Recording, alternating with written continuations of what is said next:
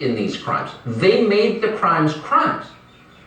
In 2012, a writer for The Nation called Petra Bartosiewicz found that FBI agents had, quote, crossed the line from merely observing potential criminal behavior, which, by the way, is allowed and good, to, and we're quoting, encouraging people and assisting people to participate in plots that are largely scripted by the FBI itself, end quote.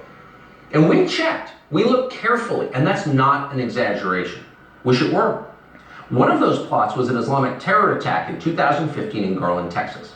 It turns out that an FBI employee played an active role in that shooting. The FBI was much closer to the Garland attack than anyone realized. After the trial, you discovered that the government knew a lot more about the Garland attack than they had let on. That's right.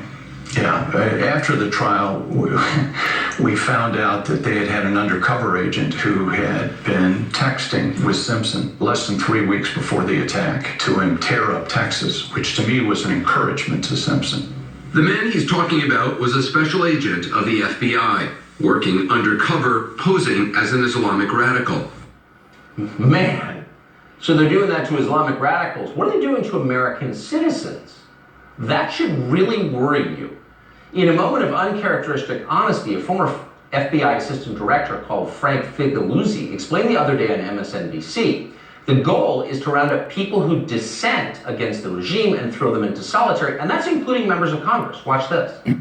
What have we learned from our experience with international terrorism? In order to address that problem, arresting low-level operatives is merely a speed bump, not a roadblock. In order to really tackle terrorism, and this time domestically, you've got to attack and dismantle the command and control element of a terrorist group. That may mean people sitting in Congress right now. Round up sitting members, duly democratically elected members of Congress because they oppose the regime? Even Vladimir Putin's not doing that. And there's a former assistant director of the FBI calling for it on television and no one noticed. So we're rounding people up. How about rounding up the FBI operatives that rioted on January 6th? Went and identified the guy who shot Ashley Babbitt to death. This is crazy, and we should resist it.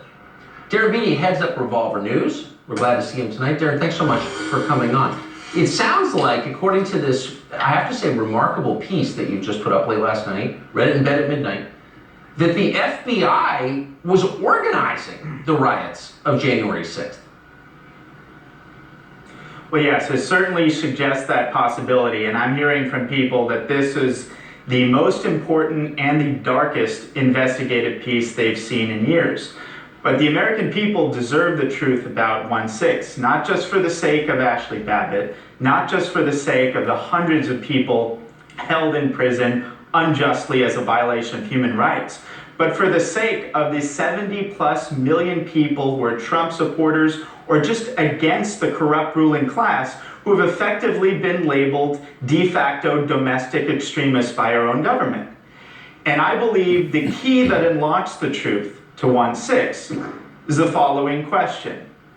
To what extent were the main militia groups imputed to the 1/6 so-called Capitol siege? To what extent was there infiltration of those groups by undercover agents or informants? And to what extent, when we see the unindicted co-conspirators who occupy senior positions in those groups, to what extent are those people being spared prosecution on account of a prior relationship with the federal government?